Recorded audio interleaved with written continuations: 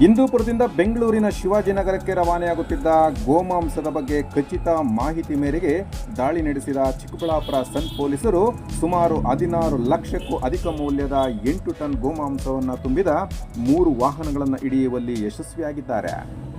ಅಕ್ರಮ ಗೋಮಾಂಸ ಸಾಗಾಣಿಕೆಯ ಗೋಭಕ್ಷಕರು ಚಾಪೆ ಕೆಳಗೆ ನುಗ್ಗಿದರೆ ಪೊಲೀಸರು ರಂಗೋಲೆ ಕೆಳಗೆ ನುಗ್ಗುವ ಚಾಣಕ್ಯತನದಿಂದ ಜೋಳದ ದಿಂಡಿನ ಮೂಟೆ ಮತ್ತು ಟೊಮೊಟೊ ಬಾಕ್ಸ್ಗಳ ನಡುವೆ ಅಕ್ರಮವಾಗಿ ಸಾಗಿಸುತ್ತಿದ್ದ 8 ಟನ್ ಗೋಮಾಂಸದ ಸಾಗಾಣಿಕೆಯ ವಾಹನಗಳನ್ನು ಪೊಲೀಸರು ವಶಪಡಿಸಿಕೊಂಡಿರುವ ಘಟನೆ ನಡೆದಿದೆ.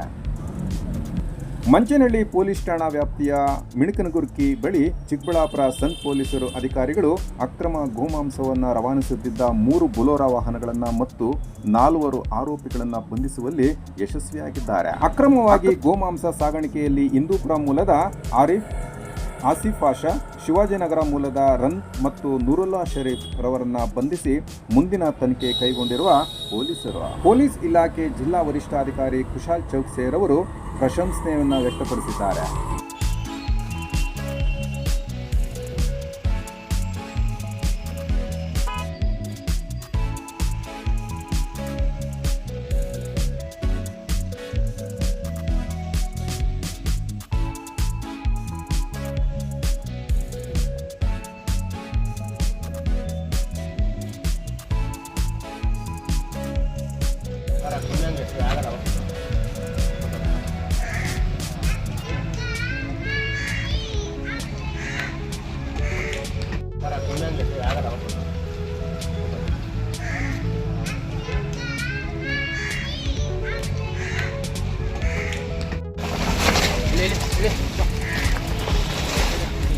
ಕೈಗೆಲ್ಲ ಬಟ್ಟೆಗಳಿಗೆಲ್ಲ